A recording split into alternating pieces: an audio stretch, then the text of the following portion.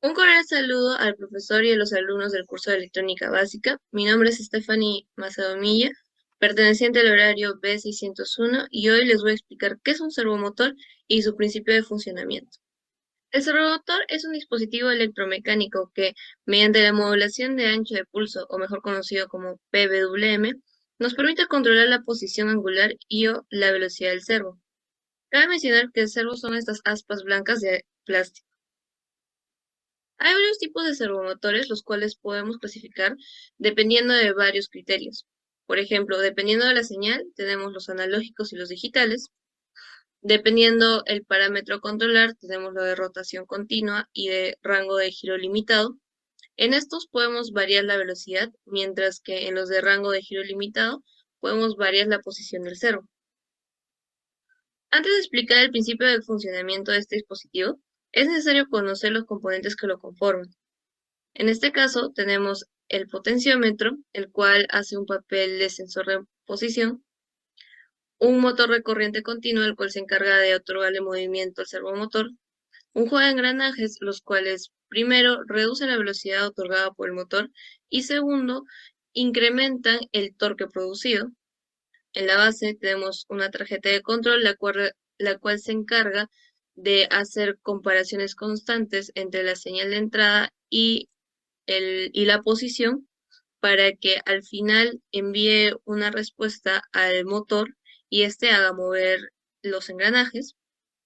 En la parte superior tenemos el servo unido hacia un eje y todos estos componentes, a excepción del servo, están encapsulados en una cubierta usualmente de plástico, aunque también hay servomotores de metal. Si prestamos atención a esta parte, podemos encontrar que contiene principalmente tres cables. Uno de ellos es para la fuente, la otra es para la tierra y la tercera es para la señal, que en este caso es PWM. Pero, ¿cómo funciona un servomotor?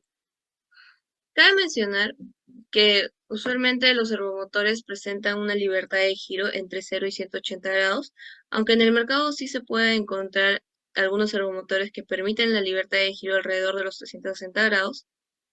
Y esta libertad de giro o la posición angular va a ser controlada mediante una señal PWM. Usualmente los servomotores trabajan a una frecuencia de 50 Hz, o sea, un periodo de 20 milisegundos. Es decir, que el servomotor va a analizar la señal que se le entregue cada 20 milisegundos. Entonces, si el tiempo en alta de dicha señal oscila o está entre 0.5 y 1 milisegundo, la punta del servomotor va a apuntar hacia los 0 grados. Si el tiempo es de 1.5 milisegundos, va a apuntar hacia los 90 grados. Y si el tiempo varía entre los 2 y 2,5 milisegundos, la punta se va a ubicar en los 180 grados. Es así como se puede manejar de una forma muy precisa la ubicación del servo. Bueno, ¿y cómo hacen las comparaciones?